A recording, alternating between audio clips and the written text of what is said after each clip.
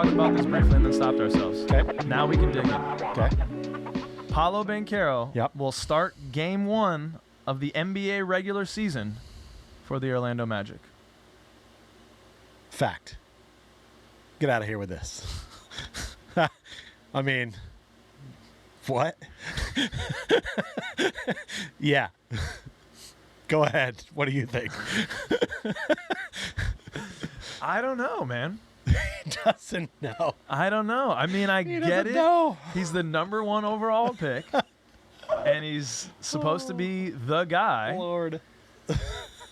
But, ladies and gentlemen, Jonathan Isaac.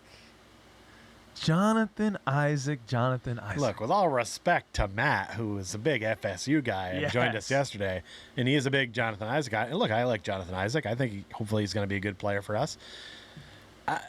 I will play devil's advocate on this if you want me for a second, because you know how when we get guys, we like to kind of baby them in. Right. If back from an injury or new to the team. Yeah. So maybe Isaac starts, and then they bring him in halfway through the first quarter to get that pop from the crowd. But honestly, I can't see them not putting the number 1 pick in the starting lineup. He gets introduced to the people go bananas. This is when you can draft the number 1 pick. He's supposed to be like kind of a face of your franchise. Yeah. You got to put him on the court. Yeah, I know. So, I mean, unless he's injured, he starts Game 1. I feel like it's fact, but my heart wants me to say fiction. That's why. Interesting. I just feel like Jonathan Isaac is a NBA Defensive Player of the Year guy, and him next to Wendell Carter Jr. As the 5 and the 4, and then Franz at the 3, Jalen at the 2, and Fultz at the 1. Yeah. I feel like that's the lineup. Yeah, it might, depending on, there could be some scoring struggles there because there's not a lot of shooting on the floor, but putting Paolo on there doesn't give us a whole lot more shooting.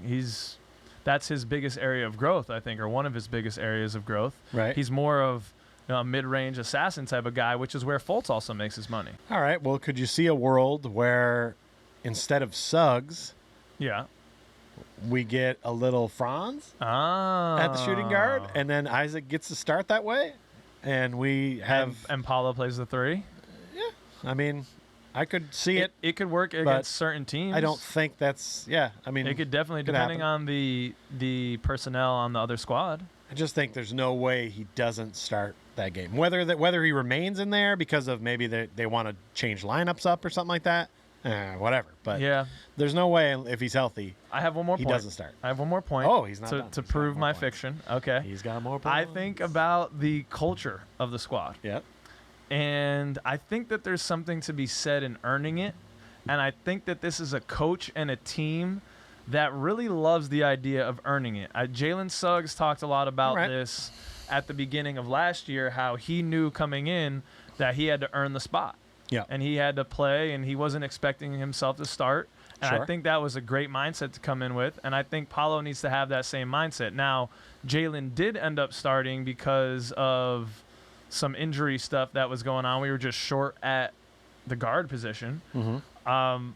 And so he ended up starting. But I think there's something to be said that Paolo comes off the bench to start the year and maybe then earns his way into the starting lineup. You know what? Good take. I'll give you Okay. this. All right. You found a way to make that plausible, Yeah. but I feel during the course of this full off season, he will have earned it by the time that comes. Okay. I really do. Yeah. I don't think. I hope you're right. I don't think he's the kind of player that thinks just because he got drafted first, he's in the starting lineup. He doesn't seem like that kind of guy. No, he wants. He to seems earn like it, the guy that's like, oh, my work isn't done. My work has just begun. So I feel like he's going to try to prove to the other guys on his team, this is why I was the number 1 pick, guys. And I think they will reward him on opening day with a start. But I like be the interesting the thought process. to get a little bit more closer view into Paolo, because a lot has been said about his leadership, and because I don't follow Duke like that, we don't get those behind the scenes kind of looks at Paolo. I'm not familiar with him in that way. I did watch a lot of Duke this season early on because you were like, we got to start watching these guys because we're probably going to have a high pick. And I'm glad I saw him a lot at Duke because at least I knew his game and thought that he was the best player. But, yeah, they didn't really show a lot of that. When you hear leadership from Duke, it's always Coach K stuff. Right. It's so different in college, too. That's kind of the way it is, you know. And I feel like I glean a lot more about the guys and their leadership style through their social media posts, like just, Cole or Chuma or whoever it is, just with an Instagram post of something going on in the locker room or. Right, but there's other ways to lead. Yeah, for sure. Yeah. There's a lot of different types of leadership. I get what you're saying. Yeah. So I'll be interested to see how he kind of acts within this group and how he asserts himself within this group. Yeah, I think it's going to go well. Yeah, I'm excited.